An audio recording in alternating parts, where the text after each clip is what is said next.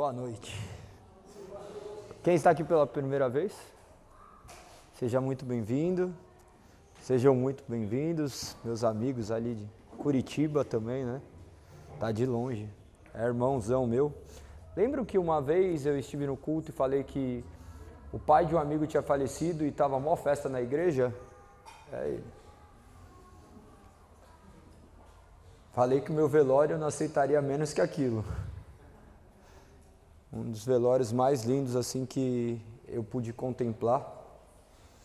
O pai dele pastoreava uma igreja lá em Curitiba. Foi fantástico. Então, aquilo que nós fazemos em vida, para a honra e glória do Senhor, será refletido pela eternidade. Mais uma vez o nome dele sendo honrado e lembrado nesse lugar. Amém. Amém. Vamos seguir com o nosso estudo. Onde nós estávamos? No livro de... Boa. Capítulo... Opa! 6 ou 7?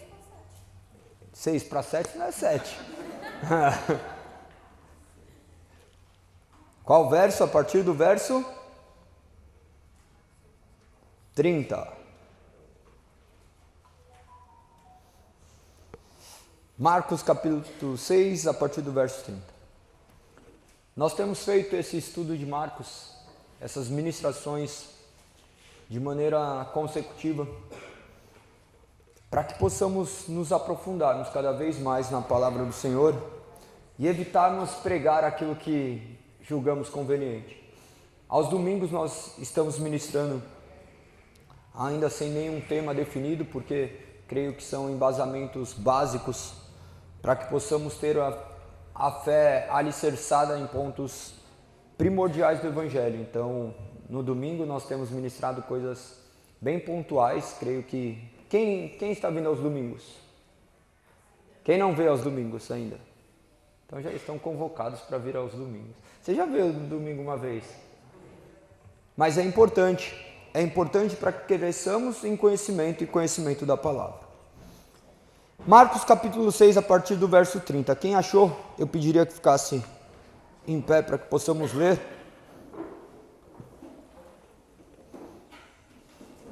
Lembre-se que a versão que utilizamos é a NVT, a nova versão transformadora, para que vocês possam acompanhar a leitura.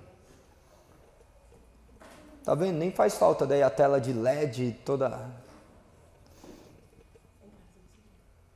Amém? Marcos capítulo 6, verso 30. Diz assim: Os apóstolos voltaram de sua missão e contaram a Jesus tudo o que tinham feito e ensinado.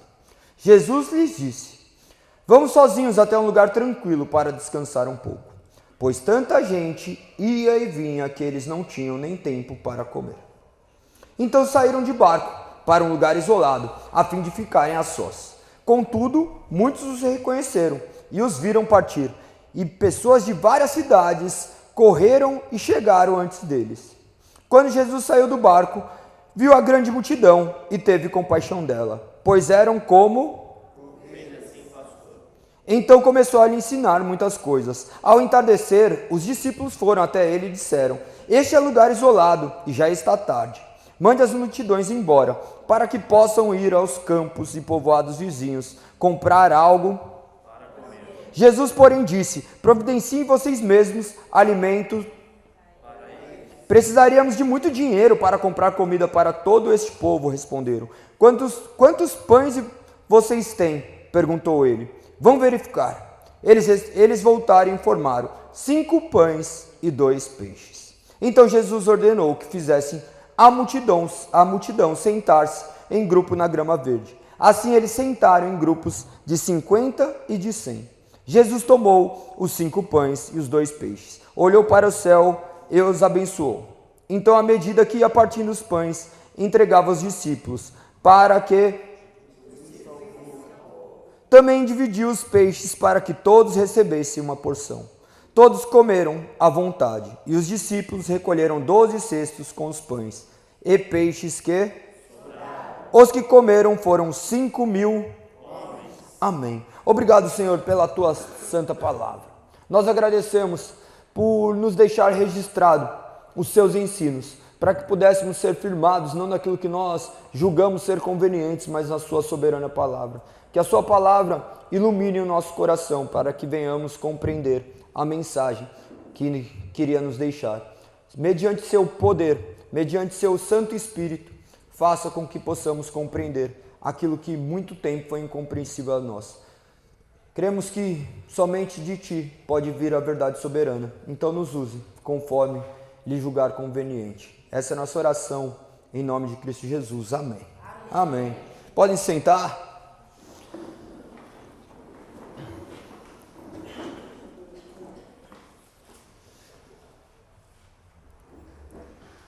Nós temos que olhar a Bíblia como um livro histórico que retrata a grande vinda do Messias, que haveria de nos salvar.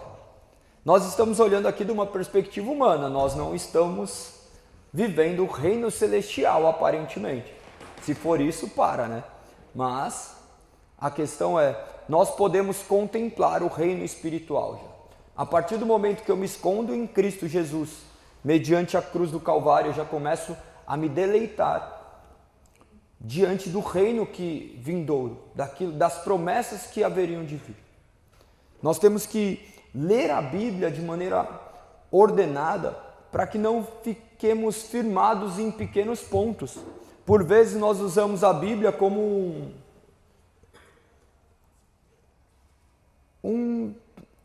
não é biscoitinho, tipo aqueles biscoitinhos da sorte chinês mesmo, sabe? Eu quero pegar alguma parte e extrair. Não que você extraindo uma vírgula da Bíblia não tenha poder de transformar sua vida. Mas isso é muito pouco. É como você negligenciasse o mais puro alimento que a humanidade tem acesso. Então, nós não devemos olhar a Bíblia de maneira espaçada. Nós temos que compreendermos ela em sua totalidade. E essa forma que nós temos feito aqui, creio que seja o caminho mais seguro, para que vocês sejam alicerçados na vontade de Deus e não naquela vontade que nós queremos. Pois nós teimamos em seguir os nossos corações. Quantas vezes já abriu a Bíblia e falou assim, deixa eu ler um verso para animar meu dia. Daí você lê, esse não animou não, eu quero outro. Daí você vai folheando, abrindo, até que você ache uma mensagem que você julga conveniente. No final das contas, você é o Deus e fala, Deus, você não tem capacidade de trazer o conhecimento que eu preciso, então eu vou buscar o próprio conhecimento. E quanto mais submissos estivermos à vontade de Deus, mais fácil será. E essa forma de você ler verso a verso, capítulo a capítulo, vocês poderão compreender em totalidade o ministério divino. Vocês poderão extrair coisas que numa leitura superficial vocês não podem. Como nós temos acesso às estatísticas e sabemos que grande maioria das pessoas, menos de 5%, já leram a Bíblia de Gênesis a Apocalipse uma vez, daqueles que se professam cristãos, essa é a forma do qual historicamente foi adotada para ensino do povo. Se vocês não estiverem alicerçados e ensinados na palavra de Deus, vocês seguirão preceitos humanos, do quais te levarão aonde homens almejam que vocês cheguem. Vocês não estão aqui seguindo o que o Galego diz. Vocês não estão aqui seguindo o que a Lise diz. Vocês não estão aqui seguindo o que o Maicon diz. Vocês estão aqui para seguir os ensinos de Cristo. Nós não estamos aqui para fazermos discípulos de um nome, de uma igreja, de uma placa de igreja. Nós defendemos o reino de Cristo. Nós fazemos discípulos para Cristo. A missão de vocês é fazerem discípulos para Cristo. Então, nós temos que quebrar alguns paradigmas e a melhor forma é dessa forma. Nós nos deparamos a semana passada com João Batista. João Batista morreu como? Com a sua cabeça entregue numa bandeja. Aquele que haveria de anunciar a vinda do Messias. Aquele que teve o privilégio de ser contemplado já no seu ventre materno. Se vocês lerem, vocês verão que era parente de Cristo. E depois de muito tempo, ainda teve a oportunidade de ver o Espírito Santo descer como uma pomba sobre a sua cabeça. Isso tudo nós extraímos da onde? Do conhecimento bíblico. A Bíblia não pode ser levada de maneira leviana. Nós não cremos que a Bíblia é um horóscopo. Nós cremos que a Bíblia é a palavra de Deus. Falar em horóscopo, se você tem olhado o seu horóscopo, eu aconselho você a olhar aquele que comanda os céus, os mares e designa todas as estrelas que estão nos céus. Pois o seu futuro não está nas estrelas. O seu futuro está nas mãos daquele que jamais perdeu uma batalha. Que firme a sua consciência naquele que sabia que um dos seus discípulos, um daqueles que tiveram uma missão importante, perderia a sua cabeça na bandeja e ainda assim a sua obra seria feita. Ainda assim, mediante aquele caos que estava instaurado, ele conseguiu trazer palavras de paz, de conforto e alimentar multidões. Pois esse verso que vem no 30 é subsequente ao que tinha acontecido com João Batista.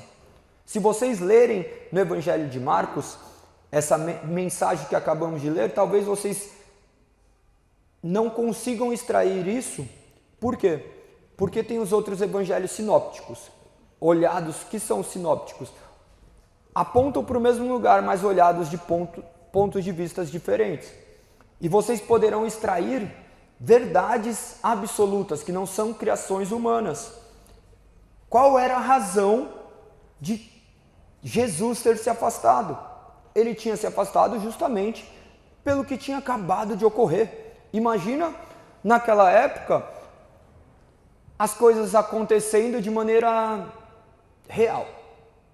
Hoje, se vocês soubessem que entrou um cara aqui a semana passada, que ameaçou matar as pessoas que estivessem congregando aqui, vocês viriam? Quem viria? Levanta a mão. Glória a Deus, temos homens ainda aqui. E uma corajosa, que se escondeu atrás do homem. Tem um bombeiro que não levantou a mão ali, que ele queria fugir. Sei. Ele está acostumado a salvar gato, então não... Ele falou assim, vou ter um trabalho. Mas essa é a realidade. A realidade do nosso mundo é essa.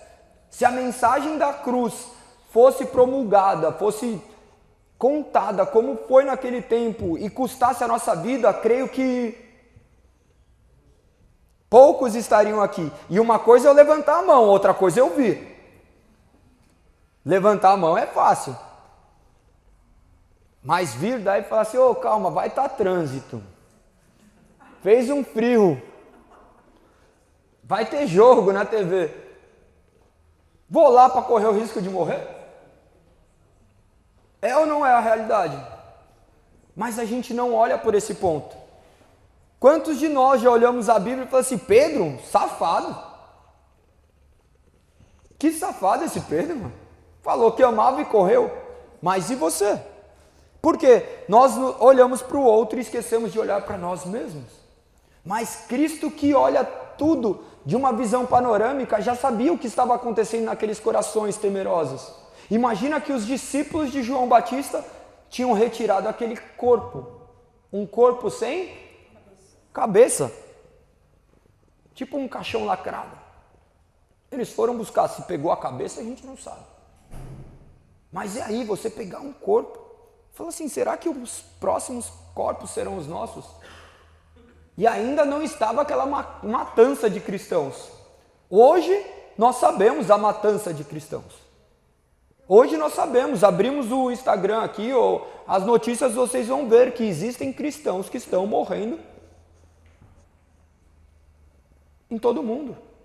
E nós estamos aqui no bem bom, com o Evangelho, onde eu tenho acesso à palavra de Deus. Todos têm acesso à palavra, todos possuem, mas nós não lemos. Nós não temos mais acesso à história. Nós queremos saber somente do momento presente.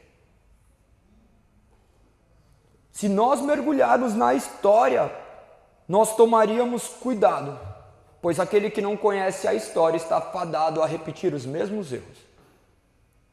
Jesus, olhando toda a situação,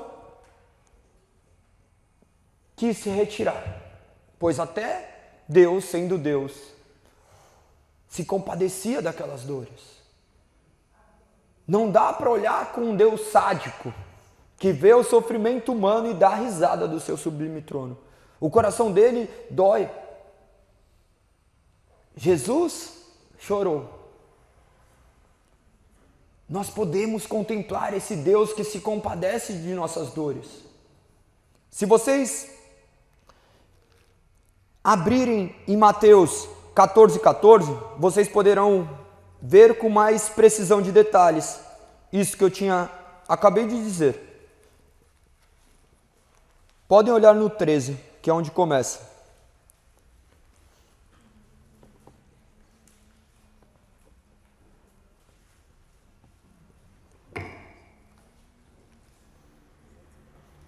Irei ler. Eu vou ler a partir do verso 12 para que vocês tenham o enredo completo.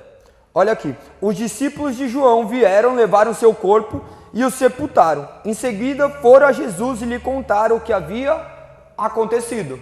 Então daí nós entramos no que acabamos de ler hoje.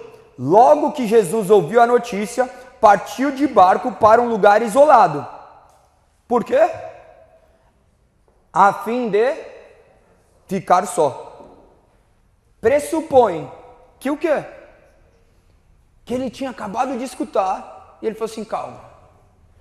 Mesmo sendo Deus, há necessidade de ir para um lugar onde gostaria de ficar só. As multidões, porém, descobriram para onde ele ia e o seguiram a pé, vindas de muitas cidades. Quando Jesus saiu do barco, viu grande multidão e teve compaixão dela e curou os enfermos. Podem voltar lá para Marcos 6:30. Esses versos não possuem no relato de Marcos. Por que não possuem no relato de Marcos? Lembra, Marcos estava sendo escrito, destinado a uma comunidade do qual ela era objetiva. Estava exaltando Deus como servo. Então eles já colocaram de maneira muito prática, já foi relatado de maneira muito prática e suprimiram um fato que nós poderemos ler em outro, mas que é importante para nosso conhecimento. Olha que magnífico, Jesus sentindo algo diferente por causa daquilo que estava ocorrendo.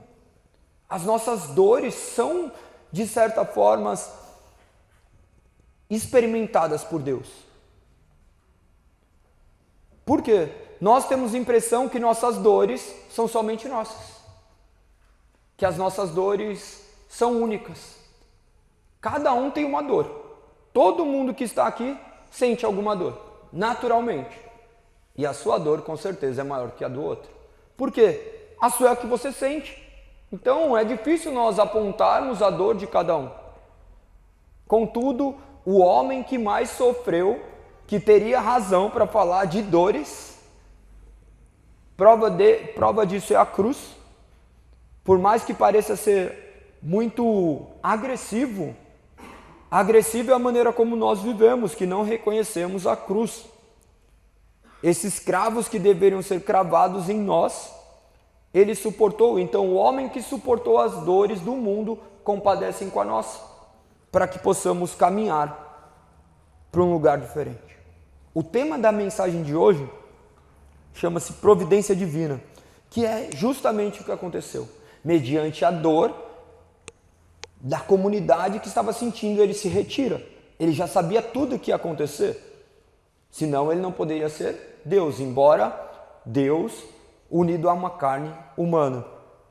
Diz assim: os apóstolos voltaram de sua missão e contaram a Jesus tudo o que tinham feito e ensinado. No verso 31 diz: Jesus lhes disse: vamos sozinhos até um lugar tranquilo para descansar um pouco, pois tanta gente ia e vinha que eles não tinham nem tempo para comer.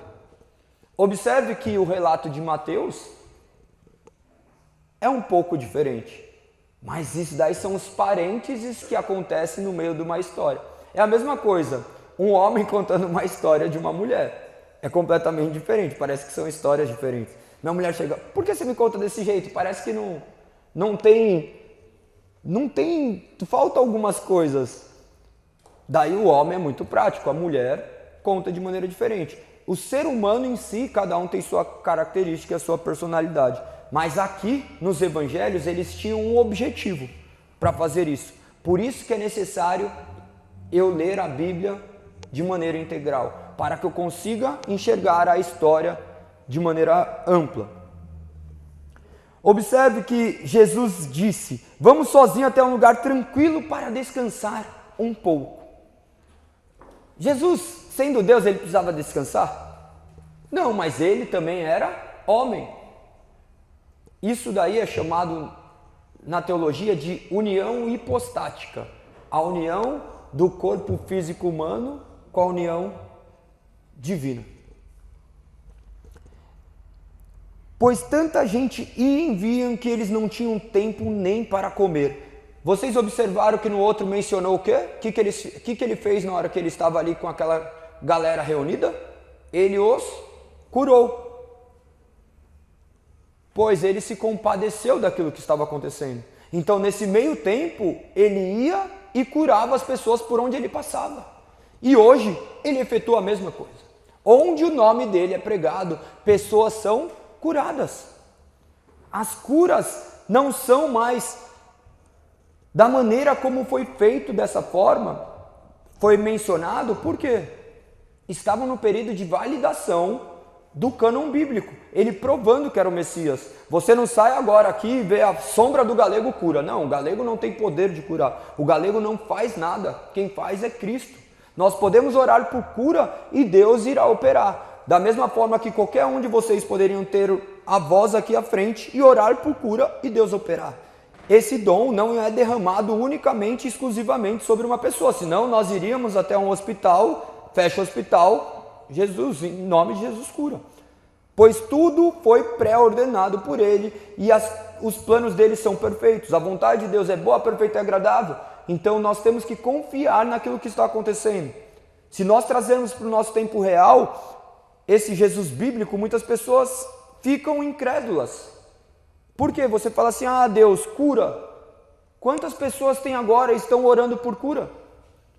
Quantos de vocês queriam que Deus operasse um milagre? Todos de vocês conhecem alguém que está nesse momento num leito de hospital.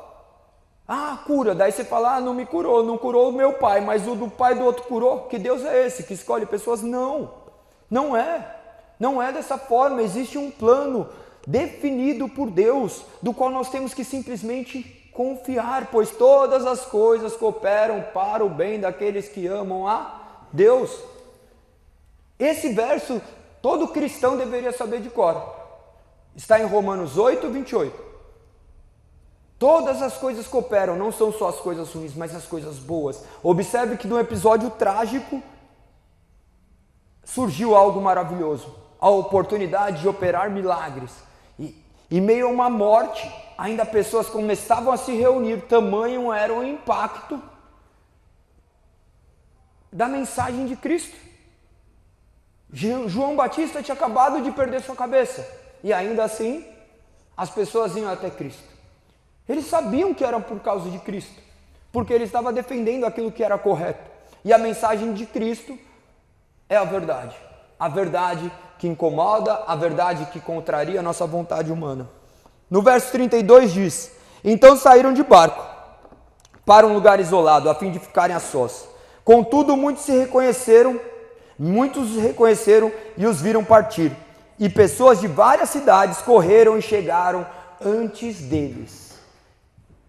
Como que era conhecida, se tornava conhecida, promulgada a mensagem naquela época? Não era igual agora que, calma aí, vou mandar um zap. Vou postar no Instagram. Era como? Boca a boca. Imagina que aqui as pessoas nem devem saber que existem igreja aqui no bairro ainda. Por quê?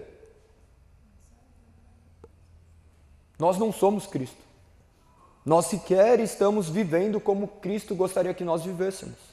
O evangelho nosso é cada vez mais individual. Eu vim aqui buscando uma cura para o meu casamento. Eu vim aqui buscando uma cura para a minha dor. Eu vim aqui buscando algo para mim. Nós tornamos igrejas de consumidores, onde você vem consumir algo, não onde você vem se tornar algo.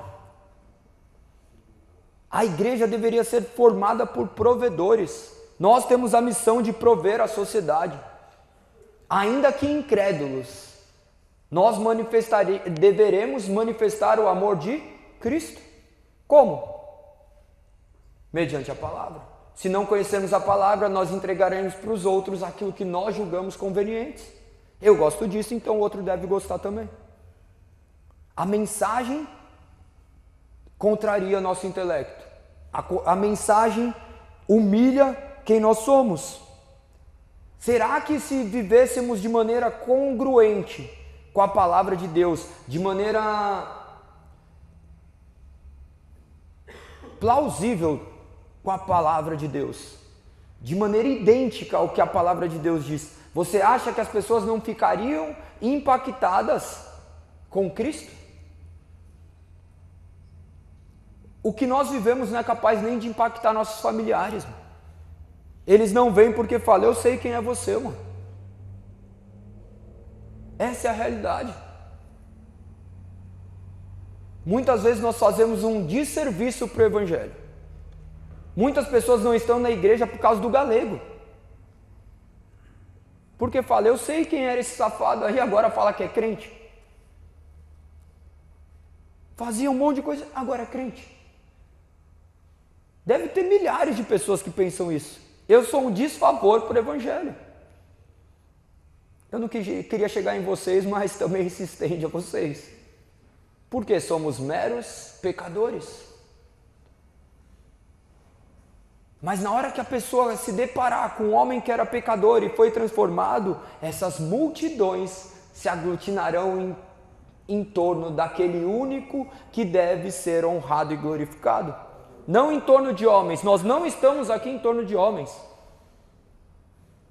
Embora tudo isso aparente ser feito por homens, se vocês estivessem aqui nessa obra do que aconteceu desde o primeiro dia até agora, vocês iriam ver que é somente mediante o poder de Deus. Desde a locação, desde tudo. Desde mover nossos corações. Desde mover os seus corações para estarem aqui. As mãos de Deus estão sobre tudo.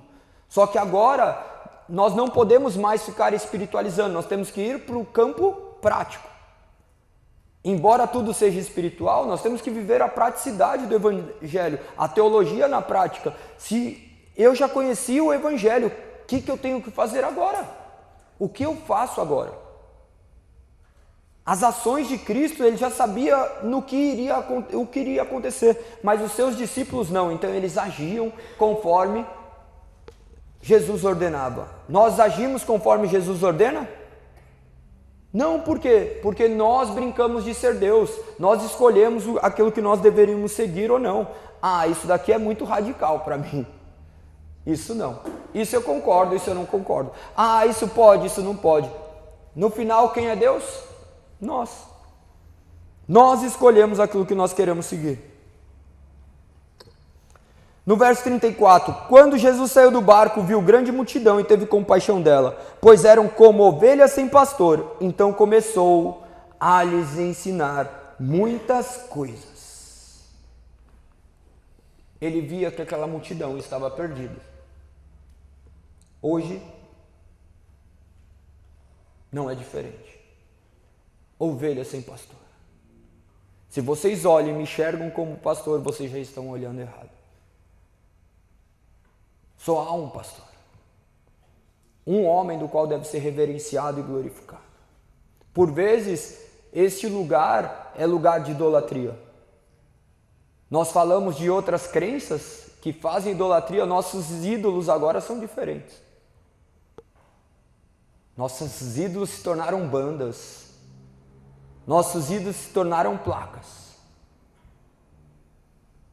ainda somos o povo de ovelhas sem pastor. Enquanto não tivermos a mensagem da cruz impregnada em nossa mente, nós continuaremos a construir ídolos. A única mensagem capaz de destruir os ídolos é a mensagem do Evangelho. A mensagem de Deus. Quem é seu ídolo hoje? Talvez seu ídolo seja você mesmo.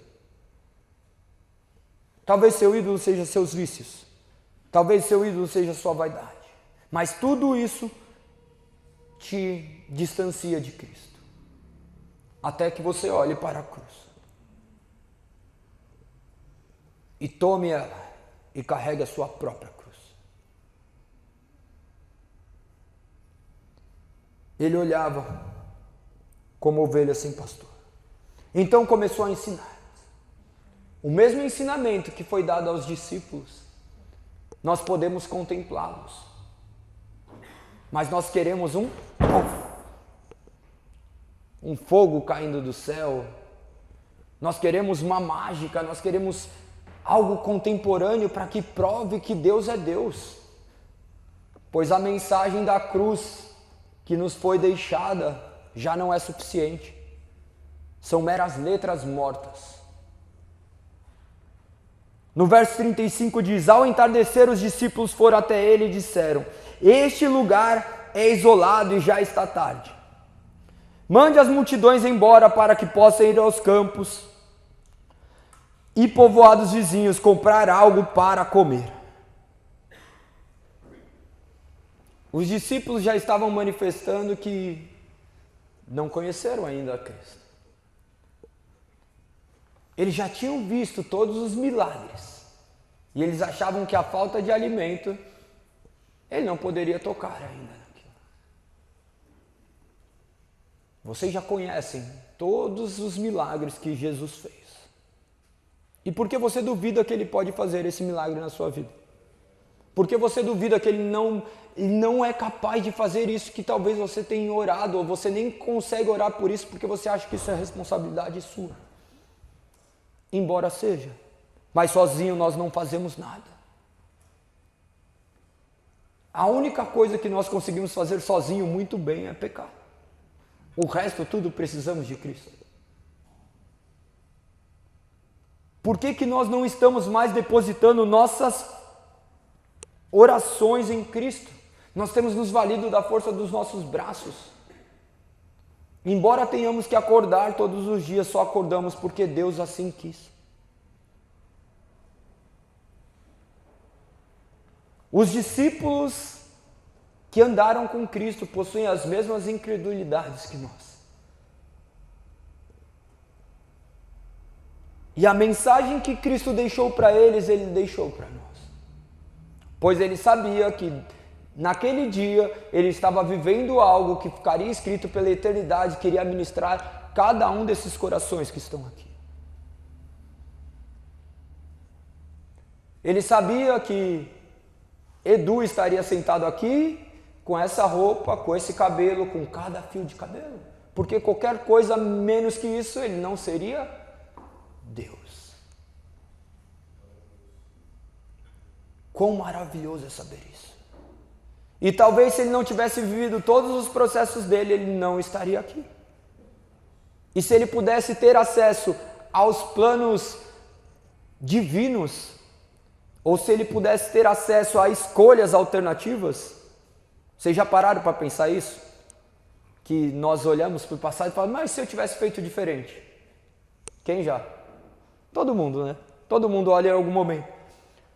Mas Deus, sendo onisciente, onipresente e onipotente, Ele já sabia tudo que você escolheu, mas você não. Mas se você olhasse para o futuro e visse o que sua escolha diferente te acarretaria, não tenho dúvidas que você escolheria da mesma forma que aconteceu, ainda que tenha sido as piores coisas do mundo, porque as piores coisas do mundo, com as mãos de Deus, se tornam as melhores. Não é tempo de olharmos para o nosso passado, tentando remover o passado. É tempo de olharmos para o nosso presente, onde Cristo habita. O presente onde Ele transforma. o presente onde Ele cuida. O passado não é o lugar onde nós conseguimos mover, mas nós podemos mover o futuro. Como aconteceu aqui. No verso 37, surge a voz de Cristo. Jesus, porém, disse: providenciem vocês mesmos alimento para eles. Isso acontece conosco hoje. Você vê pessoas passando por determinadas situações e você fala, ó, vai fazer alguma coisa. Faça isso, faça aquilo. E o que ele fala para os discípulos? Providencie vocês uma forma de suprir essas necessidades. Nós somos a resposta para a sociedade. Enviadas por quem? Por Cristo. Nós somos a resposta. Mas nós estamos muito ocupados pensando em nós mesmos. Precisaríamos de muito dinheiro para comprar comida para todo este povo, responderam. Responderam. Então pressupõe que não foi só um. Você está louco? Tudo isso para comer? Olha aí como que está a sociedade. É muita gente. Deixa eu cuidar só do meu que está bom. Se estiver pegando fogo numa casa do lado da sua, você vai pensar desse jeito? Tenho certeza que até mesmo com a mangueirinha sua você vai lá apagar. Será que a gente não conseguiu notar ainda que nós estamos num prédio em chamas e nossos vizinhos estão ali e nosso apartamento também está em chamas?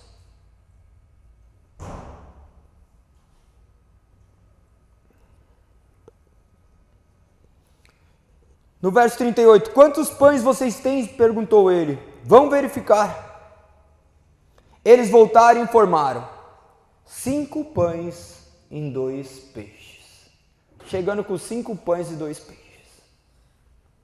Uma multidão. Se chegar 5 pães e 2 peixes aqui, não dá o tamanho do látro, irmão. É só meu. Você vai falar assim, nem vou apresentar, só aquele ali já come tudo, mano. Falou que ia perder 30 quilos, em 2 meses ele perdeu 60 dias. Foi bem, certinho.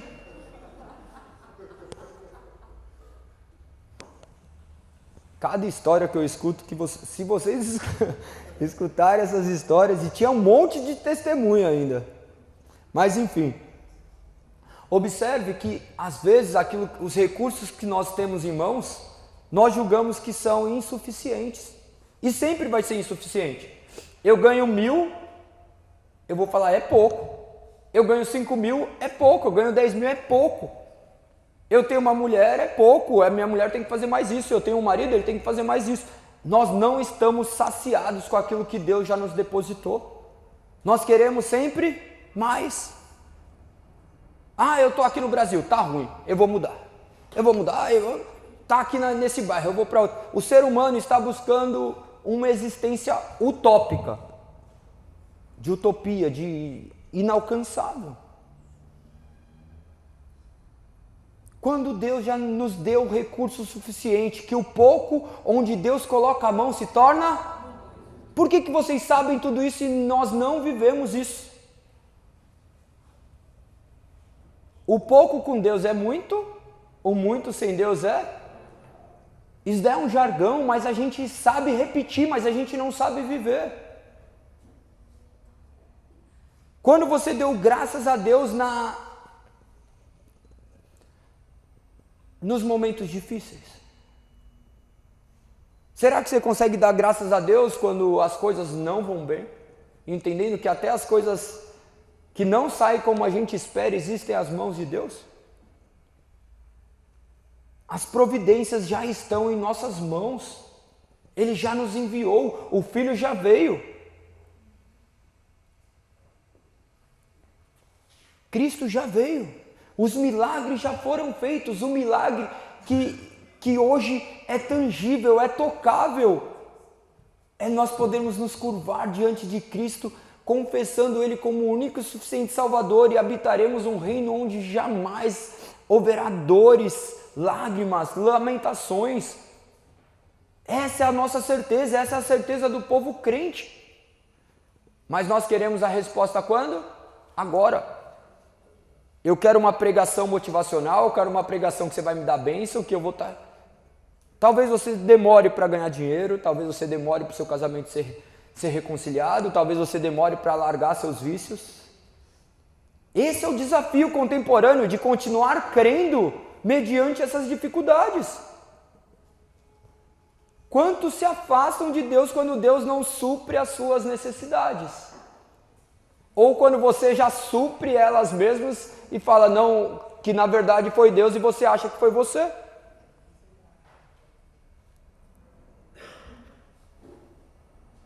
Nós estamos cegos.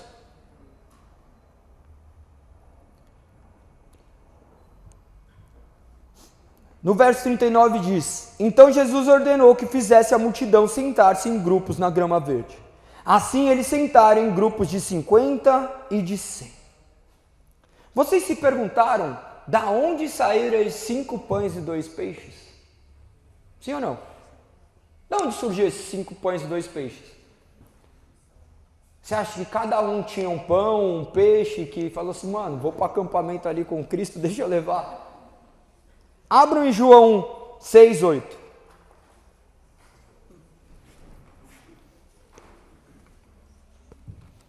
Você já estava imaginando o acampamento, né?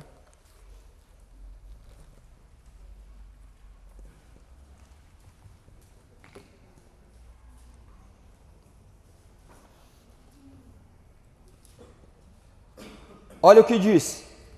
Abriram? Vocês estão ficando mais rápido. Está melhorando. Então um de seus discípulos, André, irmão de Simão Pedro, falou: Aqui está um rapaz com 5 pães de cevada e 2 peixes. Mas que adianta isso para tanta?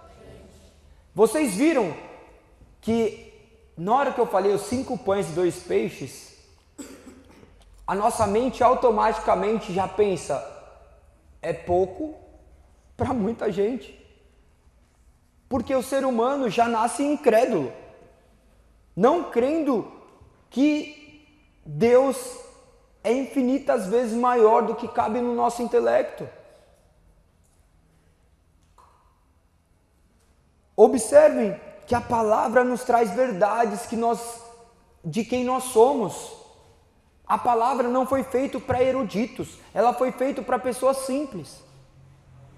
Para pessoas até mesmo analfabetas.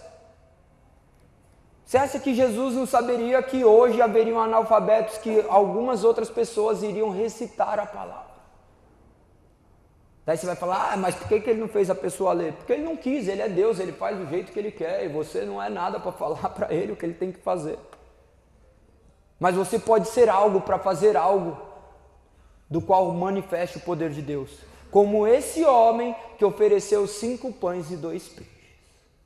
Quando nós iremos ofertar, talvez você tenha apenas 5 pães e 2 peixes. Mas você não tem noção, mas tudo que está sendo construído aqui está sendo construído com valores nossos. A vida de vocês estão aqui. Você está sentado numa cadeira que alguém pagou.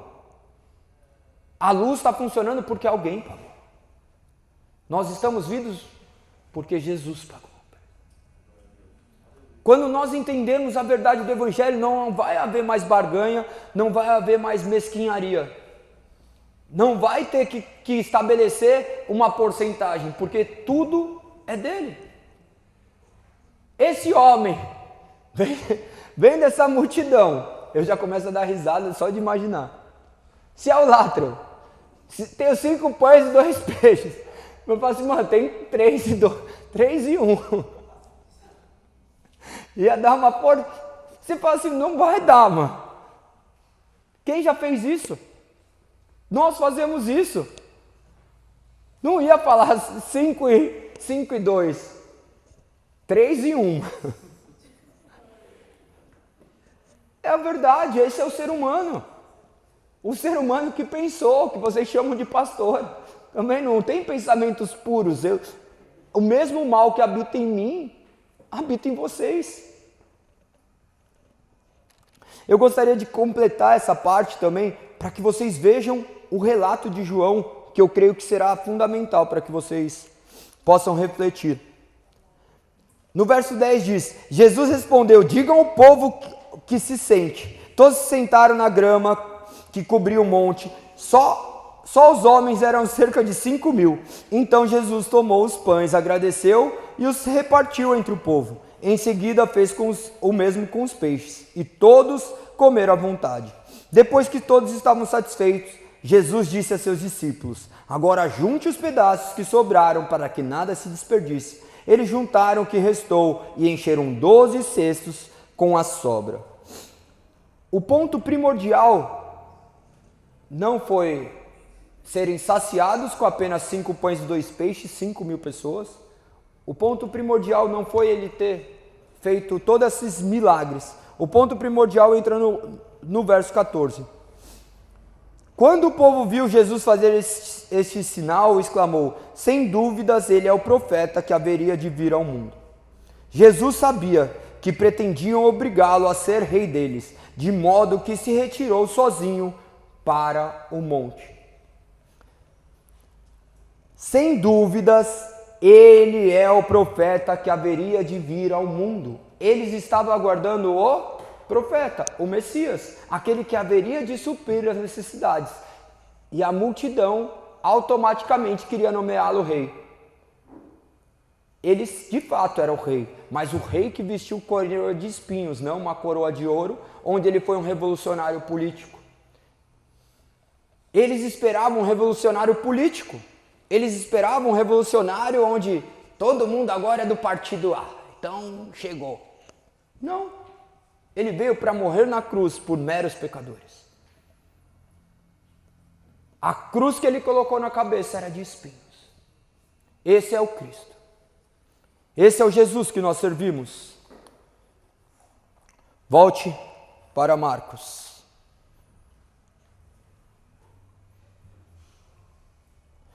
No verso 41, Jesus tomou os 5 pães e os 2 peixes, olhou para o céu e os abençoou. Então, à medida que ia partindo os pães, entregava aos discípulos para que distribuíssem ao povo. Também dividia os peixes para que todos recebessem uma porção. Todos comeram à vontade, e os discípulos recolheram 12 cestos com pães e peixes que sobraram. Os que comeram foram 5.000 homens. Só havia homens lá? Como vocês sabem que não? Falaram, tão convictos? Estava lá? Porque Deus supre todas as necessidades. A questão é que as nossas necessidades não estão atreladas às vontades de Deus. Por isso que nós não nos saciamos com aquilo que nos foi ofertado. Eu tenho um casamento, mas o casamento do meu amigo ali é melhor, mano. Eu tenho uma esposa, mas a esposa do meu amigo é melhor. Meu marido é isso, não, mas eu quero que seja isso. Daí eu vou moldando a pessoa do jeito que eu quero que ela seja. Eu não permito que a pessoa viva aquilo que ela tem para viver. Mas eu não me permito ser moldado daí pela outra pessoa. Na verdade, nós somos o centro do universo. É verdade ou não é verdade isso? Se é verdade, por que nós não lutamos contra isso? Por que eu não pergunto para minha esposa o que é melhor para você? É melhor para você? Eu abro mão disso, então, porque é melhor para você. Vai ter que chegar num denominador comum, porque se não chegar, o que vai acontecer? Vai gerar briga, vai gerar atrito. A realidade é que nós somos contaminados pelo pecado, mas nós servimos um Deus soberano que supre todas as nossas necessidades, com mesmo muito pouco daquilo que nós temos. Deus é um Deus de providências. Deus é um Deus de misericórdia. Deus é um Deus bondoso. Deus é Deus. Que não os rebaixemos a nosso gênio da lâmpada, onde nós temos que fazer uma oração encontrando as palavras certas para que Ele mova o céu ao nosso favor. Se eu orar de joelho, se eu orar rodando, se eu orar... Não. Deus não está sujeito aos seus ardis movimentos que creem que Deus se curvará diante daquilo que você está fazendo. Deus é Deus e Ele não precisa de nós. Ele não precisaria entregar seu filho na cruz. Ele não precisaria ter morrido por mim e por você.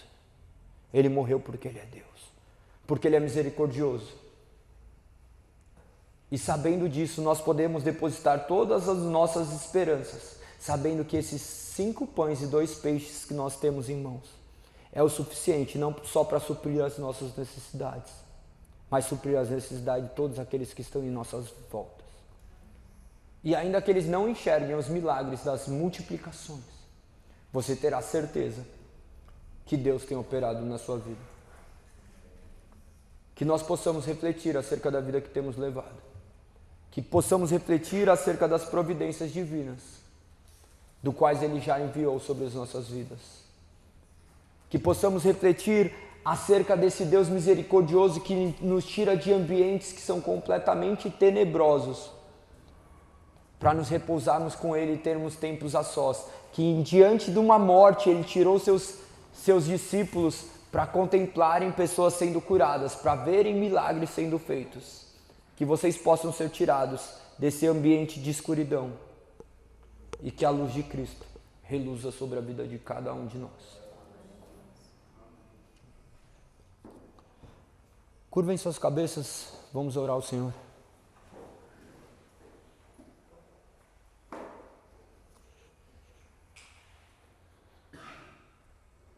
Senhor Deus,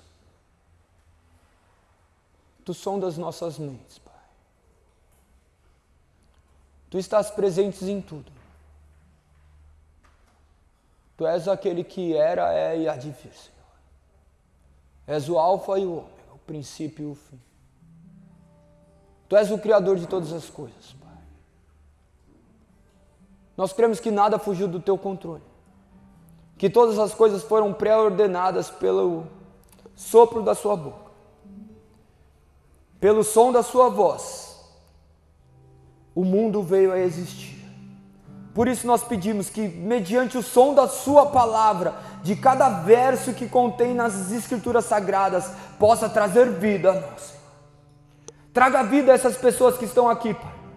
Que elas possam Te enxergar como pastor, como mestre, como digníssimo Rei soberano. Pois nós cremos, Pai,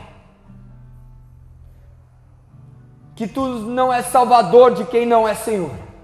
Retira essas pessoas que estão aqui, talvez aprisionadas pelo vício, pela maldade, pela inveja. Tire de nós, Pai, sonde nossos corações e retire aquilo que for necessário para que nos tornemos cada dia mais parecidos com Seu Filho Cristo Jesus. Senhor, Tu que dá ordem a todas as coisas, a todas as criaturas, dê ordem a nós, Senhor. Modifique nossos pensamentos, nossas emoções. Que esses milagres que aconteceram no passado possam ser manifestos diariamente em nossas vidas. Que possamos enxergar o milagre da vida nas mínimas coisas. Que não precisemos ser incrédulos a ponto de todos os dias buscarmos revelações sobrenaturais para que possamos crer que Tu já viestes, Pai. Que possamos contemplar as Suas maravilhas em nossas vidas, Senhor. Que possamos nos curvar diante da Tua majestade. Que possamos ser luz em meio às trevas. Que possamos ser sal no mundo caído e corrompido, Senhor. Que nossos familiares vejam que servimos a um Deus santo e soberano.